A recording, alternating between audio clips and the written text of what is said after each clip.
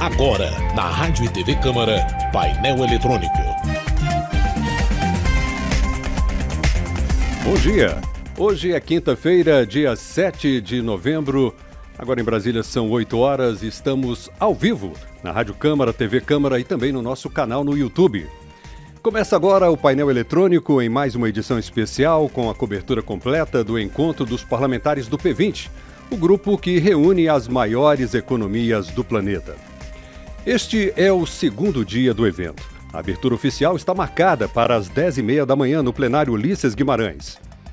Eu sou Jober Carvalho e mais uma vez vou dividir a apresentação do painel eletrônico com o jornalista Cláudio Ferreira, que está lá no Salão Verde da Câmara dos Deputados, bem pertinho da entrada do plenário Ulisses Guimarães. Bom dia, Claudinho. Bom dia, Jober. Bom dia aos ouvintes e telespectadores. E eu já estou aqui com o grupo que vai trabalhar aqui também no P20. Estou aqui com a Helena, que é da Polícia do Senado, e ela está com um companheiro aqui que é o Getro, um pastor belga malinois. Helena, qual vai ser a função de vocês hoje aqui? O Getro está aqui para reforçar a segurança do evento, fazendo varreduras em busca de explosivos e armas de fogo. Ok, muito prazer, muito bom trabalho para vocês, muito obrigado. É isso, Jober, como a gente está vendo, é muita gente aqui trabalhando, o Salão Verde já está cheio, daqui a pouco a gente volta com outras informações. Ok, Claudinho, nós temos também reportagens que vão mostrar como foi o primeiro dia de discussões. Os temas foram as políticas públicas para promover maior representatividade das mulheres nos espaços de poder e autonomia econômica dessa parcela da população. A gente lembra que você pode mandar a sua sugestão, seu comentário, sua pergunta e a sua crítica aqui para o painel eletrônico. Envie para o nosso endereço eletrônico radio@câmara.leg.br. WhatsApp é 619-9978-9080. Lembra você que o nosso conteúdo também fica disponível nas redes sociais, Instagram, X, Facebook e também no Blue Sky. Agora em Brasília, pontualmente, 8 horas e 2 minutos. A abertura oficial, como eu disse, da cúpula do chefe dos parlamentos dos países do G20 está prevista para começar logo mais às 10h30 da manhã. Na parte da tarde acontecem os debates sobre dois temas principais: combate à fome, pobreza e desigualdade e também a promoção do desenvolvimento sustentável. A gente vai voltar agora ao Salão Verde, onde está a postos o Cláudio Ferreira. Claudinho, é com você. Jober, obrigado. A gente está aqui com o deputado Daniel Almeida, do PCdoB da Bahia, e a gente chamou ele para essa entrevista porque ele foi um dos poucos parlamentares aqui que participaram no ano passado da reunião do P20 na Índia. Então eu queria começar agradecendo a sua participação aqui no painel, deputado, e perguntar como é que foi essa experiência, o que o senhor viu lá na reunião do ano passado. Olha, Cláudio, foi uma reunião muito rica, muito importante. Primeiro porque eu não conhecia a Índia e tive a oportunidade de conhecer. Segundo, porque o parlamento brasileiro foi muito valorizado naquele encontro. O presidente Lira foi eleito para coordenar este ano e trazer o P20 para o Brasil agora. E segundo, terceiro, aliás, porque foram temas muito relevantes para ajudar a compreender a geopolítica global, qual o papel do nosso país nesse cenário de organizar o chamado Sul Global para apresentar alternativas, especialmente relacionadas à questão climática, que continua na ordem do dia, e o problema da democracia. Naquele momento se debatia muito sobre a necessidade dos países se unificarem em torno da defesa da democracia, as ameaças à democracia que ainda pairam no nosso ambiente, né? Então foi assim um momento rico e a densidade dos debates, todos os países chegavam ali com posições muito claras, muito definidas, num ambiente assim de concertação, de unidade global para enfrentar esses graves problemas. Pois é, deputado, são países muito diferentes, né? Como a gente tem falado, né? O grupo do G20 é um grupo das maiores economias, mas você tem muitas diferenças sociais, alguns países com mais desigualdades sociais do que outros. Como é que isso se reflete nessas discussões, da sua experiência lá na Índia, do que o senhor já observou ontem aqui nesse primeiro dia? É possível chegar a consenso, apesar dessas diferenças? Sem dúvida, o G20 tem realmente essa diversidade e ali existem vários interesses, várias formas de ver as coisas e vários caminhos diferentes, mas tem alguns temas que unifica a todos. Um dos problemas que unifica a todos é a questão ambiental. A sustentabilidade ambiental, os problemas climáticos, ninguém pode duvidar, ninguém pode negar. Ainda alguns insistem, os negacionistas, mas isso é absolutamente evidente. Os episódios de questões climáticas que surgem em cada lugar, agora na Europa, na Espanha, aqui também no Brasil, os incêndios, enfim, tudo isso é absolutamente inquestionável e inegável. O outro problema é o problema da desigualdade social, o combate à fome. Isso é algo que também está presente em todos os continentes, na maioria dos países. Alguns com a evolução maior no enfrentamento e outros com atrasos monumentais. Isso afeta a Ásia, a África, as Américas, a Europa, todos os lugares nós percebemos este problema. E esses são temas centrais no debate que estamos fazendo aqui no Brasil, tanto no P20, que está em curso aqui no Congresso Nacional, quanto na cúpula do G20, que acontecerá a partir da próxima semana no Rio de Janeiro. Deputado, ontem os deputados que participaram aqui do painel, eles falaram muito em troca de experiências, né? Intercâmbio de informações entre esses países, aproveitamento de boas práticas. Lá na Índia teve isso? Vocês puderam ter a oportunidade de ouvir experiências exitosas nesses temas, por exemplo, que o senhor falou de justiça climática, né? Da questão da democracia? Sem dúvida, esse é um ponto alto desses encontros. Além da abordagem que se faz nas plenárias sobre os diversos temas, tem as conversas bilaterais. E há um grande interesse da maioria das nações em dialogar com o Brasil. O Brasil tem experiência rica em diversos temas, em diversas áreas. Tem o problema da Amazônia, que todos estão muito interessados em saber, conhecer o que está sendo feito, qual o impacto que cuidar da Amazônia provoca para a humanidade. E lá nós tivemos a oportunidade de receber várias delegações, várias representações de diversos países. Aliás, a agenda não comportou, não é? De tanta demanda para conversar com gente de todos os lugares e exatamente para falar dessas experiências. Eu imagino que o presidente Lira aqui está se virando para receber a todos. E aí tem que ter uma capacidade de interlocução no ambiente diplomático. Nós temos que conhecer a realidade de cada país, respeitar o caminho que cada um adotou, identificar quais são as experiências positivas que nós podemos absorver e transmitir aquilo também de positivo que nós temos para oferecer, mas sempre nesse ambiente diplomático, respeitando a cultura, a identidade e a realidade de cada país. O senhor falou no respeito e muitas vezes nessas discussões multilaterais surge muito a questão da soberania nacional, né? Quer dizer, as discussões e as propostas vão até o limite da soberania nacional. E isso acaba impedindo um pouco as discussões. Como é que se estabelece esse limite na hora de uma discussão multilateral, né? O país vai até um certo momento e depois ele diz, não, a partir de agora são os meus parâmetros aqui internos, apesar da discussão ser multilateral. Sem dúvida, esse é um problema porque nós estamos acompanhando uma intensificação de posições ideológicas e às vezes a supressão do debate franco, da exposição das ideias em muitos lugares, em muitos ambientes. Nós estamos vivendo uma situação de guerra no Oriente Médio, guerra na Rússia, Ucrânia, e isso está levando a um ambiente de muita tensão. Portanto, nós precisamos intensificar o debate e a compreensão sobre o fortalecimento dos organismos multilaterais. É preciso ver qual é o papel da Organização Mundial do Comércio, qual é o papel da ONU. Esses debates são sempre postos, não é?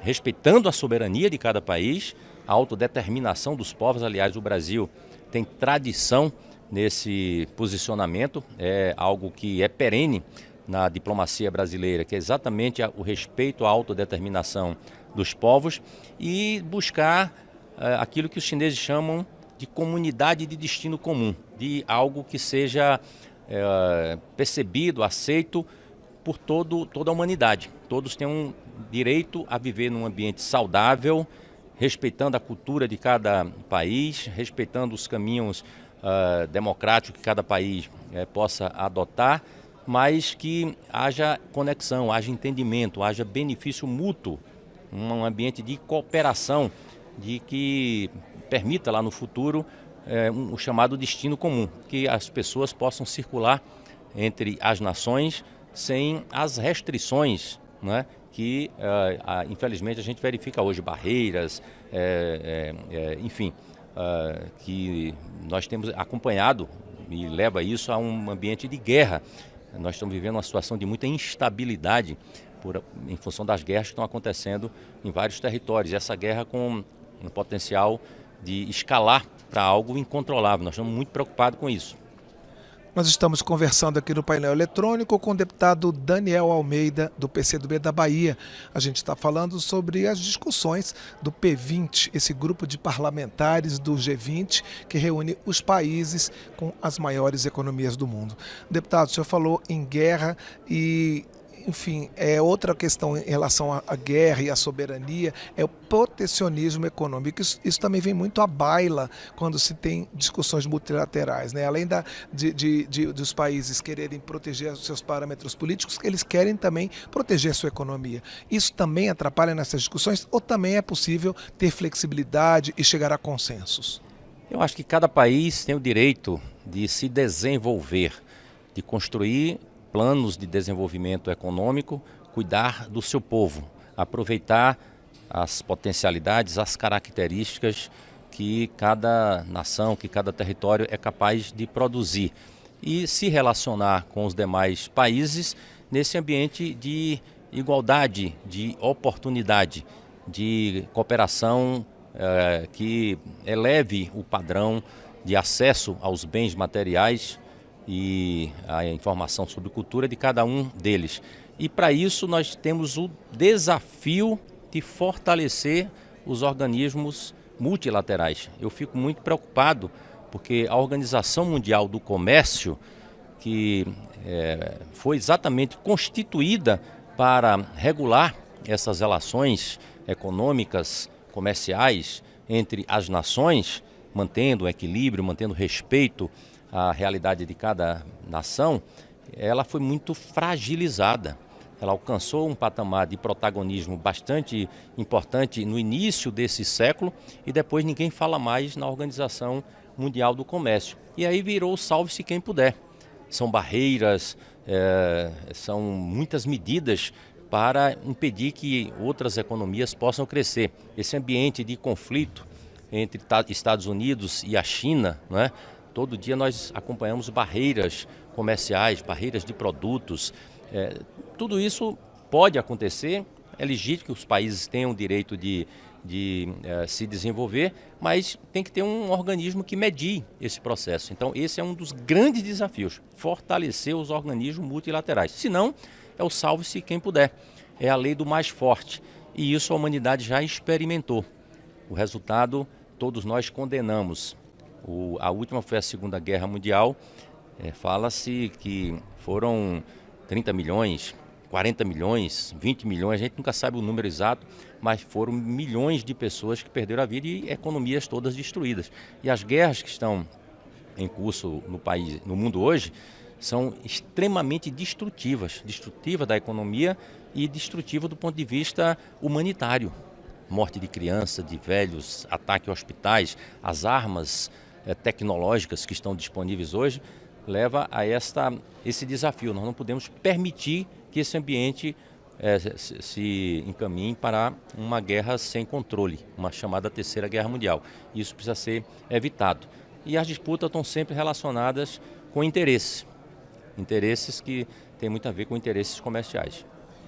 Deputado, para a gente encerrar, em relação à ONU, o senhor falou de organismos multilaterais, mas muito se discute também o papel da Organização das Nações Unidas, há propostas aí de ampliação do Conselho de Segurança. Eu sei que o senhor acompanha essa área internacional muito de perto. Qual é a sua posição sobre o que pode ser revisto na estrutura da ONU, que pode beneficiar os países como um todo? Todos reconhecemos que a ONU de 2024 não é a ONU de 1946, 47, quando ela foi criada e estruturada. O mundo mudou profundamente, a realidade econômica, a realidade política, geopolítica é outra hoje. Portanto, é necessário que a ONU possa refletir esta realidade atual. E, infelizmente, alguns poucos países resistem a isso. Alguns países não querem democratizar a participação universal nas deliberações para refletir aquilo que é o mundo de 2024, do século XXI. O Brasil pleiteia já há bastante tempo um assento no Conselho de Segurança da ONU. Não tem tido oportunidade. É preciso que tenha alguém aqui da América do Sul, é preciso que tenha gente da África, é preciso que olhe ali para o chamado Oriente Médio, que também tem uma economia, uma população expressiva. Então, acho que esse é um grande desafio. Eu penso que é algo inadiável. O Brasil tem insistido nisso e nós temos absoluta convicção de que em algum momento, espero que seja no momento mais curto possível, isso possa acontecer. Nós recebemos nesta edição especial do painel eletrônico o deputado Daniel Almeida, do PCdoB da Bahia, falando sobre as discussões do grupo do P20. Ele que esteve na reunião da Índia no ano passado e está participando dessa reunião que acontece até amanhã aqui no Congresso Nacional. Deputado, muito obrigado pela sua participação e boa sorte aí nas discussões. Obrigado, Cláudio, obrigado a todos, que a gente possa sair do Brasil nessa reunião do Parlamento do G20, quanto na cúpula do G20, que acontece na próxima semana, com uma perspectiva de um mundo de paz, de progresso, de desenvolvimento, de mais harmonia. É isso, a gente volta aos estúdios da Rádio TV Câmara. Muito obrigado, Claudinho. Parlamentares de diversos países defendem cotas e capacitação para garantir mulheres no poder. A repórter Paula Moraes acompanhou a discussão no encontro de chefes de parlamentos do G20, o grupo das maiores economias globais. Parlamentares de países diversos defendem cotas, orçamento voltado para a diferença de gênero e programas de mentoria e capacitação como caminhos para garantir mais mulheres no poder. Elas participaram da sessão de trabalho do P20, que tratou da ampliação da participação feminina em espaços decisórios. A procuradora da Mulher na Câmara, a deputada Soraya Santos, do PL do Rio de Janeiro, destacou que a presença de mulheres no poder garante mais políticas públicas voltadas para alguns temas. As mulheres líderes têm se destacado na promoção de políticas públicas voltadas para a saúde, educação, igualdade de gênero e combate à violência. E é a sociedade que sai ganhando. Soraya Santos mencionou o compromisso assumido pelo presidente da Câmara, Arthur Lira, de colocar em votação propostas sobre cotas que garanta cadeiras efetivas em todos os níveis do poder legislativo. Ela citou que em 3 estados brasileiros nenhuma mulher foi eleita deputada e em mais de 700 cidades não há vereadoras. Selmira Lourenço, presidente do Parlamento de São Tomé e Príncipe, concorda que aumentar o número de mulheres em espaços de decisão tem como consequência a construção de políticas mais abrangentes. Ela defendeu a política de cotas como um instrumento eficaz e também a capacitação de mulheres para a política. O acesso equitativo das mulheres a posições de poder é fundamental para podermos avançar em direção de uma sociedade mais justa e igualitária. Por outro lado, é fundamental criar redes de apoio e programas de mentoria para oferecer às mulheres ferramentas necessárias tendentes ao desenvolvimento de suas competências no âmbito político e ao fortalecimento da sua autoconfiança. A presidente do Parlamento de Angola, Carolina Cerqueira, disse que o país já avançou em alguns pontos, como a implantação de uma política para a igualdade e equidade de gênero e de um orçamento sensível a gênero, que, segundo ela, representa um compromisso sólido de promover a transparência e a equidade entre os gêneros. Cerqueira defendeu o uso amplo das cotas. É crucial a aprovação de leis de paridade que introduzam cotas de gênero nos cargos de nomeação política e administrativa, tanto a nível local quanto na liderança das grandes empresas estatais e em setores estratégicos. Presidente do Parlasul, Fabiana Martim, afirmou que os países do Mercosul vêm avançando no quesito mulheres nos parlamentos.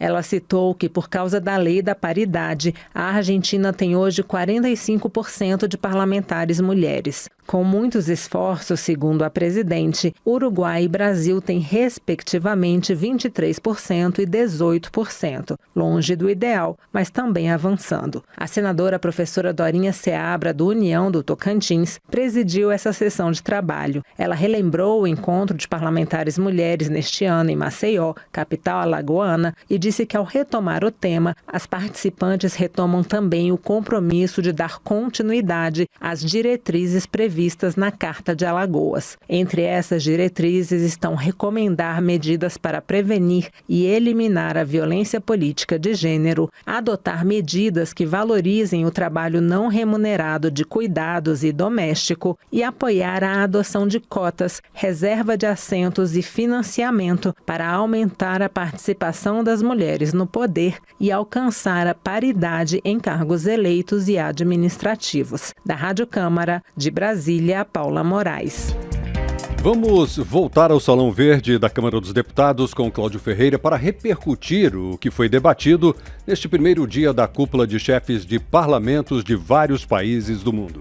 Claudinho. É isso, Gilberto, obrigado. Eu estou aqui com a deputada Soraya Santos, do PL do Rio de Janeiro, que estava lá em Maceió e agora, enfim, participou de toda a discussão de ontem. Deputado, eu queria começar perguntando isso. Qual foi o caminho de Maceió até aqui, a partir do que a senhora ouviu e viu ontem? Bom, o caminho de Maceió foi porque foi uma reunião, Cláudio, inédita. Primeiro, queria dar bom dia a todos que estão nos ouvindo e dizer que foi inédita porque dentro da reunião do P20, que existe há 10 anos dentro do grupo do G20, se destacou a reunião de mulheres. Porque se um país ele tem um compromisso de verdade com a justiça social, com a diminuição das desigualdades, ele tem que ter um olhar sobre as mulheres, sobre diversos aspectos. Então, não tinha esse grupo reunido. De Maceió para cá, através dessas trocas de experiências, a necessidade apontada por cada país, foi feita uma carta e entregue ao presidente, que será entregue também essa carta compromisso, aonde será sediada a próxima reunião, solicitando que daqui para frente vire uma praxe. O que aconteceu em Maceió, em todas as reuniões do G20 tem um grupo de mulheres para discutir questões tão estruturantes. Deputado, eu queria pegar alguns pontos do que foi discutido ontem, começar pelo lado econômico, que eu vi que teve uma ênfase muito grande, por exemplo, no empoderamento, na autonomia econômica da mulher. Como é que os outros países, que a senhora ouviu, que soluções ou que iniciativas de outros países a gente pode replicar aqui para aumentar esse empoderamento da mulher brasileira? Bom, ali na reunião nós temos 3 eixos centrais. Primeiro falou de clima. E não dá para pensar em clima sem a participação efetiva das mulheres, porque é quem mais é afetada. Segundo, nós falamos da questão da mulher na política, porque você tendo a representatividade, você, através da política, faz a indução das mudanças necessárias, que não tem outro caminho, que o país requer. E o terceiro e fundamental é justamente esse que você está falando, é apontar a mulher na sua independência econômica. E a cada país trouxe as suas experiências, linhas de financiamento. A gente percebe que as mulheres têm mais dificuldade no financiamento e que é um absurdo, porque as mulheres são melhores pagadoras. As microempresas que estão hoje, aqui no Brasil, por exemplo, 80% das microempresas são comandadas por mulheres. Então, esse fomento da microempresa em cada país, esse giro da economia, a mulher que recebe, é a mulher também que consome mais. Então, são vários aspectos. A política do cuidado, isso é uma coisa muito importante, porque a mulher ela já tem a dupla jornada. Quais são as legislações que dão retaguarda para que essa mulher possa trabalhar? Né? E aí você está falando de creches, alguns países têm, por exemplo, salários para as mulheres na fase que elas estão com filho pequeno. Enfim, nós discutimos toda essa troca de experiência. Outro ponto apontado foi a questão da representatividade feminina, como a senhora falou, né? A mulher na política. E aí, enfim, do que eu ouvi ontem, tem várias experiências e o Brasil, que já garante as candidaturas, ele pode passar para a questão das vagas, de determinar vagas específicas para mulheres nos espaços de poder?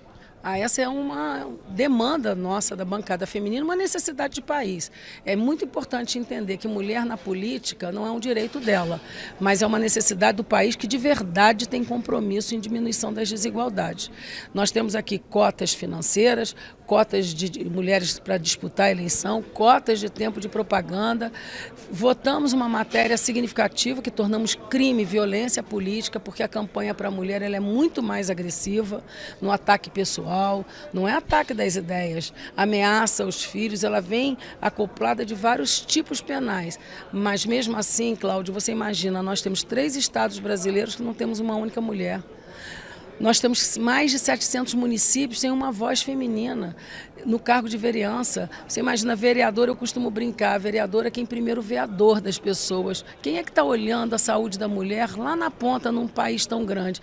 Então esse é um desafio que nós temos que fazer. E os modelos apresentados foram modelos concretos, de garantia de cadeira efetiva. Tem alguns países que quando o ministro é homem, o secretário executivo é mulher e vice-versa, alternância de comando na casa. Tem país, como ontem foi apresentado, quando é um governador, na próxima campanha tem que ser uma governadora mulher. Cada um trouxe e trouxe também, Cláudio, isso é muito importante, os indicadores, porque as mulheres na política elas têm resultados muito incríveis na área da assistência, na área da educação, na área da saúde. É esse olhar agregador que vai fazer uma política de verdade. E muitas vezes a gente vê aqui no Legislativo brasileiro assuntos destinados à mulher e outros destinados ao homem. Isso também pode ser quebrado, também é objeto de discussão, né? A área social mais para mulher, a área econômica mais para homem. Na verdade, existe essa cultura. O que a gente precisa entender é que eu posso ser economista, minha área ser uma área tributária, mas eu, como mulher, se mexer com criança, se mexer com a dignidade da pessoa, se mexer com o idoso, a gente não tem cor partidária, a gente anda em bloco. O câncer não tem partido. E isso é uma coisa muito inerente à natureza da mulher. Isso não quer dizer que ela não seja competente nas outras áreas. E é por isso que eu digo, Cláudio, uma legislação que ela é construída com o olhar só da mulher ou só do homem, ela é capenga, ela não atinge a representatividade. Se o artigo 1º da Constituição diz que o poder emana do povo, eu tenho que representar os anseios dessa população. Como representar se eu não tenho a mulher representada e ela corresponde a 52% da população brasileira? Essa é uma grande discussão. É aprimoramento legislativo, aprimoramento das políticas públicas, trazendo o contraste dos olhares. Esse é um desafio do mundo, se esse mundo está caminhando de forma globalizada para minimizar tanta desigualdade, tanta injustiça social. Nós estamos conversando com a deputada Soraya Santos, do PL do Rio de Janeiro, fazendo um balanço sobre o primeiro dia da cúpula do P20, porque ontem a discussão foi focada em vários assuntos sobre a perspectiva de gênero. Deputada, uma impressão que a gente leigo tem, às vezes, é que todo país desenvolvido tem políticas maravilhosas para mulheres e todo país em desenvolvimento tem mais falhas, tem mais barreiras a serem mantidas. Isso é verdade? Ou você tem soluções interessantes nos países em desenvolvimento e, às vezes, falha nos países desenvolvidos também? Todos os países estão fazendo esforço. Nós temos países em desenvolvimento, por exemplo, que eles fizeram uma política interna, olha que interessante, que 3 áreas, seja educação, saúde e assistência, só poderão ser ocupadas por mulheres até atingirem um determinado PIB. Você vê os países nórdicos, como a Finlândia, ali sim tem uma política paritária, consolidada. Nós temos esforços, né, em países europeus que têm legislações e lutas mais antigas. Nós, mulheres, estamos votando há muito pouco tempo. Se a gente parar para analisar, nós somos mulheres livres, independentes, que podemos falar. A gente só não está enxergando que o nosso sistema eleitoral não é um sistema que tem a cota partidária, que tem alternância de indicações. Não basta só estar eleita, as mulheres precisam ocupar secretarias de Estado, secretarias municipais, ministérios. Então, toda essa gama de espaço da mulher, ela se reflete. Mas é interessante que as mulheres que estão chegando, elas estão deixando esse resultado. Seja no Poder Judiciário, seja no Executivo, seja no Legislativo. Aqui, por exemplo, nós temos 18% do Parlamento mulheres. Mas 48% da produção legislativa são executados por essas mulheres, que ocupam 18% da cadeira. Veja, é porque nós estamos ávidos em várias transformações que protegem a dignidade da pessoa. Isso é muito importante. É importante olhar para o parlamento brasileiro, por exemplo, e isso é numérico, e ver quanto mais mulheres chegaram na Câmara, mais matérias de direitos humanos foram votadas. Então, veja, há uma correlação, por isso há um esforço. Não é real que mais desenvolvidos os países estão trazendo experiências agregadoras. Ontem o México surpreendeu todo mundo porque ela radicalizou na paridade de uma forma assim, vamos resolver o problema. E a legislação não atinge o legislativo, atinge os 3 poderes. Quer dizer, um presidente é eleito, metade do ministério tem que ser de mulheres, metade tem que ser de homens. Olha que interessante. As cadeiras são metade, alternância de comando, e o México ainda tem muito desafio. Mas por que ele radicalizou? Porque ele quer diminuir essa desigualdade, esse esforço que não é tão simples assim. Deputada, algumas pessoas que estão nos ouvindo pela rádio, nos assistindo na TV, podem estar se perguntando como que se discute justiça climática pela ótica da mulher? Que particularidades que existem a gente discutir clima sob o ponto de vista de gênero? Nossa, se a gente pensar na própria mulher que está na terra, não estou falando das grandes fazendas, estou falando da agricultura familiar. Olha a preocupação na preservação ambiental. Se a gente fala em catástrofes, quem mais é atingido? Nós chegamos aqui, vamos pegar o exemplo do Brasil, o Brasil já tem mais de 50% de mulheres chefes de família que estão conciliando casa e família. Se a gente olhar os programas sociais, são quase todos administrados por mulheres. Se você não envolver a mulher na preocupação climática, não ampliar esse universo e contar com essa mão de obra qualificada, é ela que forma o filho, inclusive, na grande maioria, que distribui a questão do lixo, que orienta, que passa valores. Não dá para chegar a ter cúpula de discussão climática sem a participação das mulheres. E até bem pouco tempo, Cláudia, era incrível. Ninguém tinha pensado nisso. Quer dizer, não adianta eu decidir uma coisa que na prática eu não trabalhei. Quando você traz a mulher nessa discussão, ela também traz o universo dela do dia a dia. Eu costumo dizer, é só você olhar para a saúde, como é que o homem enxerga o sistema de saúde como a mulher. Quem leva filho para médico? Quem é que acompanha os parentes em hospitais? Que ela tem um olhar diferente. Quem é que falta o trabalho para poder ir lá?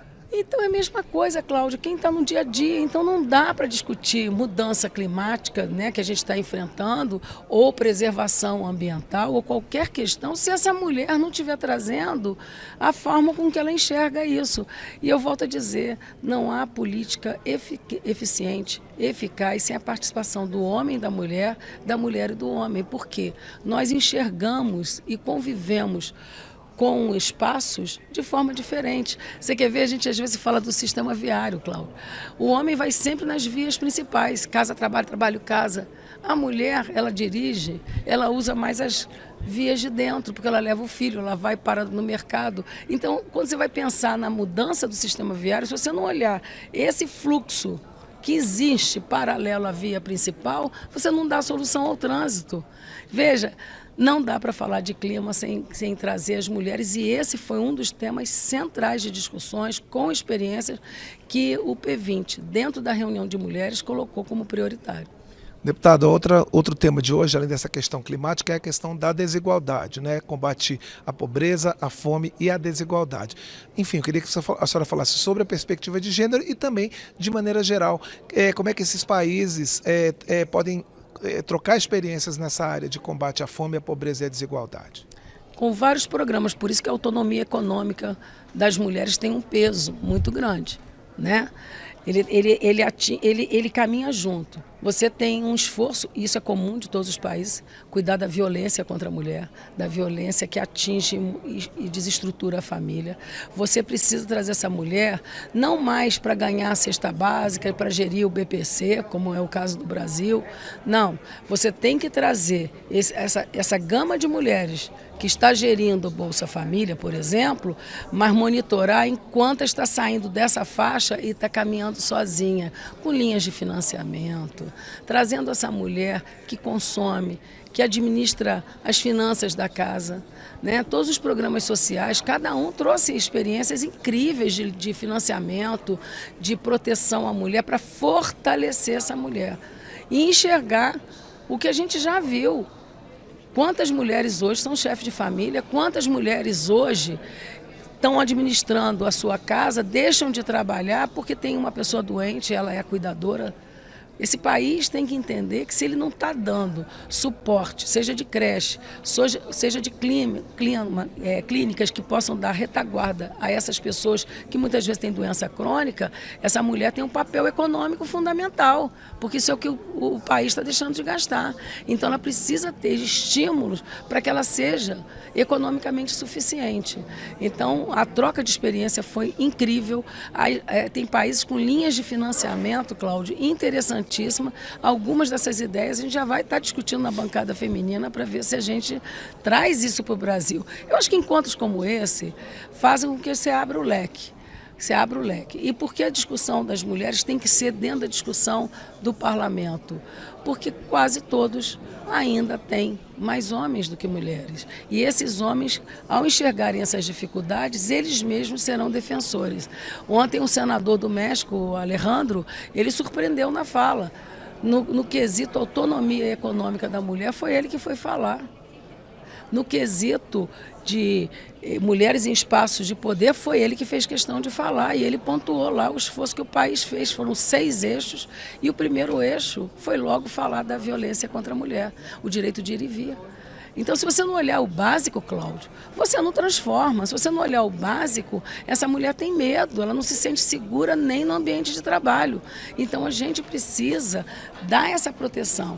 Você percebe que a mulher vai galgando, vai contribuindo com o país, mas ela vai enfrentando uma violência que ela não experimentava antes. Então, muitas desistem, voltam, dão um passo para trás.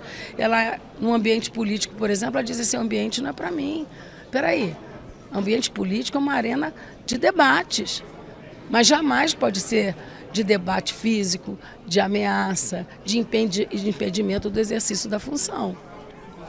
Nós conversamos com a deputada Soraya Santos, do PL do Rio de Janeiro, fazendo um balanço do primeiro dia da cúpula do P20, que se dedicou à discussão de vários itens sobre a ótica de gênero. Deputada, muito obrigado mais uma vez pela sua participação aqui no painel e boa sorte nessa continuidade dos trabalhos hoje e amanhã. A gente espera, eu te agradeço, Cláudio, agradeço a todos os profissionais da Rádio Câmara, parabenizando sempre esse papel essencial que chega lá na ponta. Nosso país é tão grande e essa voz chega lá na ponta porque a pessoa ter conhecimento do seu direito é que faz a virada, e vocês têm um papel fundamental. Contem com a gente e a gente espera que no próximo encontro do P20 as mulheres tenham esse foco estruturante para o desenvolvimento do país. Em nome da equipe eu agradeço, deputada.